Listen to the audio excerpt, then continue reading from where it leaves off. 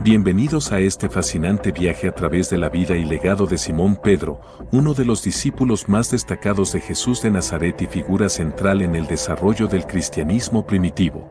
En este video, exploraremos los momentos más significativos de su vida, desde su llamado como pescador en el mar de Galilea hasta su papel como líder indiscutible de la iglesia primitiva. Descubriremos cómo Pedro desempeñó un papel crucial en eventos como el Concilio de Jerusalén y cómo su confesión de fe en Jesús como el Mesías marcó un punto de inflexión en la historia cristiana. Además, examinaremos las tradiciones que rodean su martirio en Roma y su legado como la roca sobre la que Jesús edificaría su iglesia.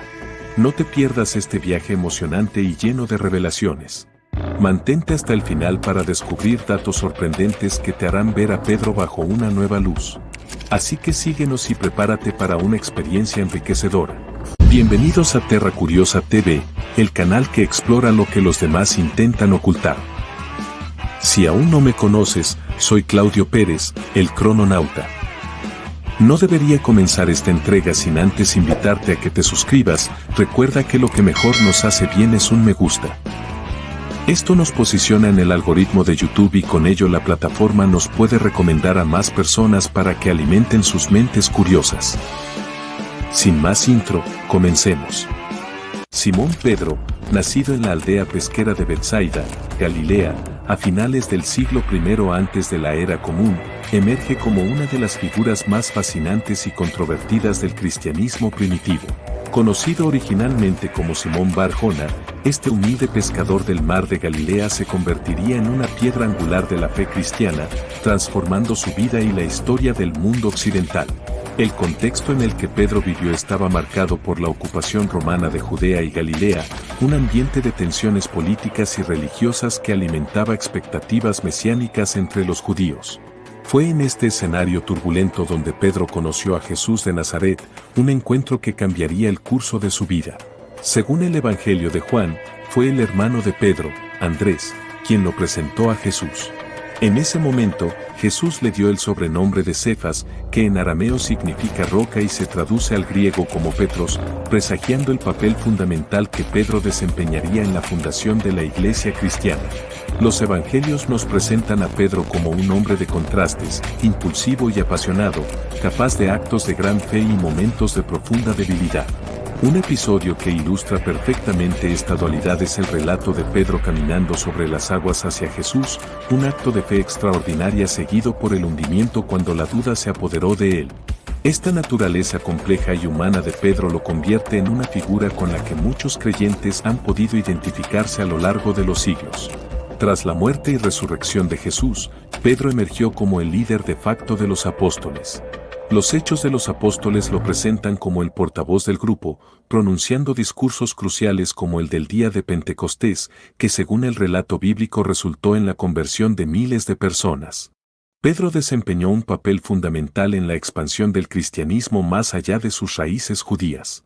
Un punto de inflexión en este proceso fue la visión que tuvo en Jope y la subsiguiente conversión del centurión romano Cornelio, eventos que marcaron la aceptación de gentiles en la comunidad cristiana sin necesidad de adherirse a la ley mosaica.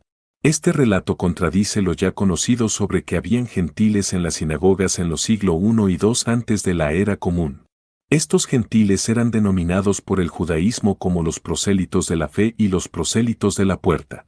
Una de las contribuciones más significativas de Pedro fue su participación en el Concilio de Jerusalén, alrededor del año 50 después de Cristo, donde se debatió la necesidad de la circuncisión para los conversos gentiles. Pedro argumentó a favor de la inclusión de los gentiles sin la necesidad de someterse a la ley judía, una posición que ayudó a definir la identidad cristiana como distinta del judaísmo y sentó las bases para la expansión global del cristianismo. Se ve claramente que Jesús no indicó que se permitiera entrar a los gentiles y menos incumplir la Torá. Si hubiese sido así, ¿para qué realizar el Concilio de Jerusalén? Jesús, según el Nuevo Testamento, había afirmado que no había venido a abolir la Torá, sino a cumplirla, y este Concilio de Jerusalén estaba en clara contradicción sobre esta afirmación y una prohibición explícita de entrar a ciudades paganas. Jesús dijo que había venido exclusivamente a la casa de Israel. ¿Será que nadie entendió esto? Tradicionalmente, se le atribuyen a Pedro 2 epístolas del Nuevo Testamento, primera y segunda de Pedro. Sin embargo, la autoría de estas cartas, especialmente la segunda, ha sido objeto de intenso debate académico. La mayoría de los eruditos modernos consideran que segunda de Pedro es pseudoepigráfica, escrita después de la muerte de Pedro, mientras que primera de Pedro tiene más posibilidades de ser auténtica o al menos basada en las enseñanzas de Pedro.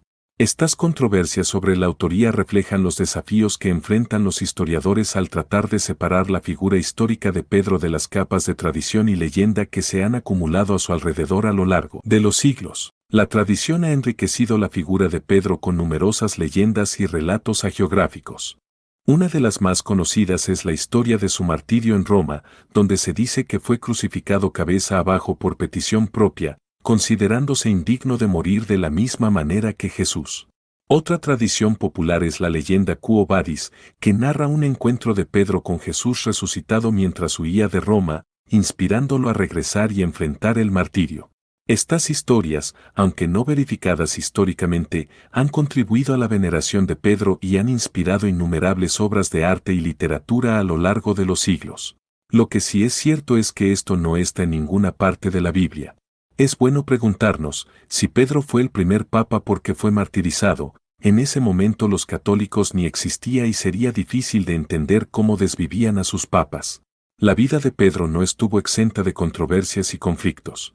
Uno de los episodios más conocidos es su triple negación de Jesús antes de la crucifixión, un acto que los evangelios presentan como el cumplimiento de una profecía de Jesús y que subraya la humanidad y falibilidad de Pedro. ¿Profecía?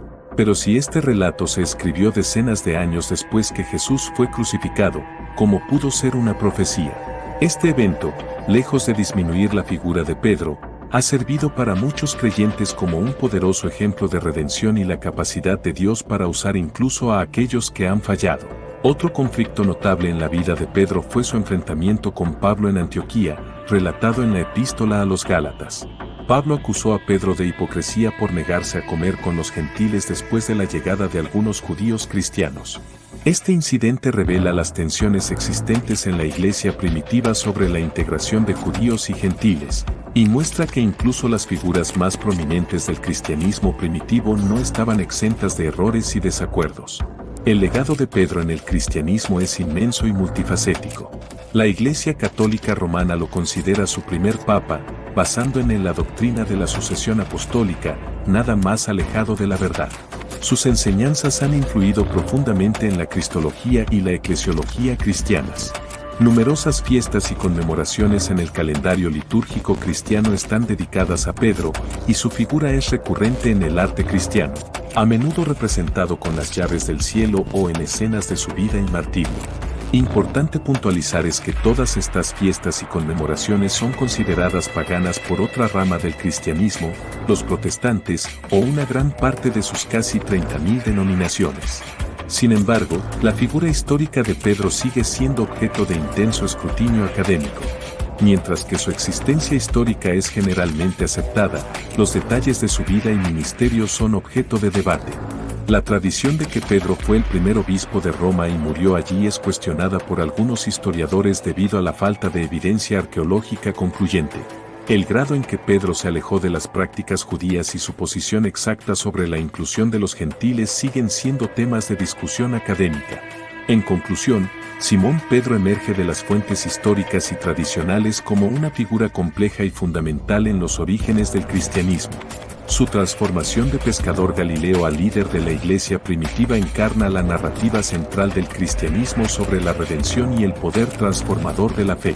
La imagen de Pedro que nos ha llegado es la de un hombre de fe profunda pero imperfecta, un líder carismático pero falible, cuya vida y legado continúan siendo objeto de estudio, veneración y debate.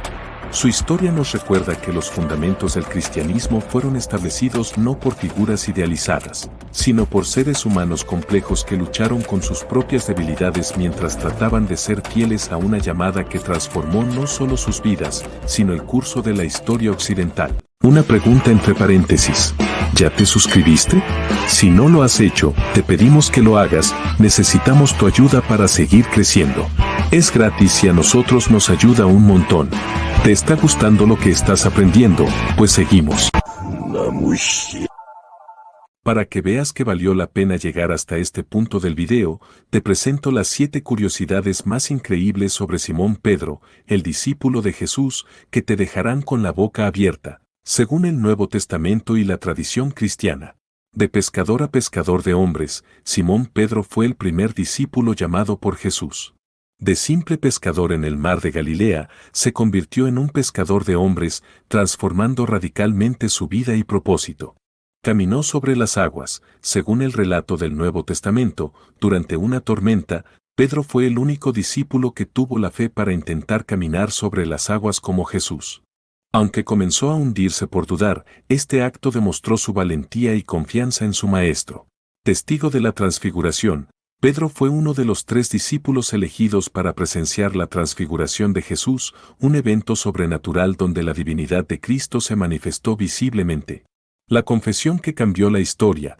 Pedro fue el primero en declarar abiertamente que Jesús era el Cristo, el Hijo del Dios viviente, una confesión que se convirtió en piedra angular de la fe cristiana.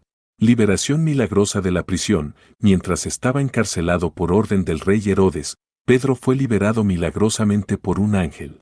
Las cadenas cayeron y salió de la prisión sin obstáculos, demostrando la intervención divina en su vida. De pescador a primer papa, la Iglesia Católica identifica a Simón Pedro como el primer papa, basándose en las palabras de Jesús y en su papel de liderazgo en la Iglesia primitiva. De humilde pescador, se convirtió en la piedra sobre la cual se edificó la Iglesia de la negación a la redención. A pesar de jurar lealtad, Pedro negó conocer a Jesús 3 veces la noche de su arresto, tal como Jesús había predicho. Esta experiencia lo llevó a un profundo arrepentimiento y transformación. Entonces Pedro se acordó de las palabras de Jesús, que le había dicho: antes que cante el gallo, me negarás 3 veces. Y saliendo fuera, lloró amargamente. Mateo 26, 75. ¿Pero sabías que no fue ningún gallo que cantó? En verdad el canto del gallo era un instrumento que tocaban los romanos para el cambio de puesto, cada 3 horas. La idea de que el canto del gallo se refiere al toque de un instrumento romano llamado gallus tiene fundamentos históricos y culturales. Según el Talmud, en Jerusalén no se permitía criar gallos debido a preocupaciones relacionadas con la pureza ceremonial y porque estas aves eran consideradas impuras para las prácticas sagradas judías, además de estar asociadas al dios Sol en algunas tradiciones paganas. Por otro lado, los romanos dividían la noche en 4 vigilias y usaban trompetas o clarines para marcar los cambios de guardia, especialmente en lugares como la fortaleza Antonia en Jerusalén. Este sonido, conocido como gallicinium, literalmente canto del gallo, coincidía con el final de la 3ª vigilia, lo que podría explicar la referencia en los evangelios. Aunque los evangelios usan el término griego, alector, que literalmente significa gallo, algunos sugieren que esta expresión pudo haberse entendido culturalmente como una referencia al toque de trompeta romano.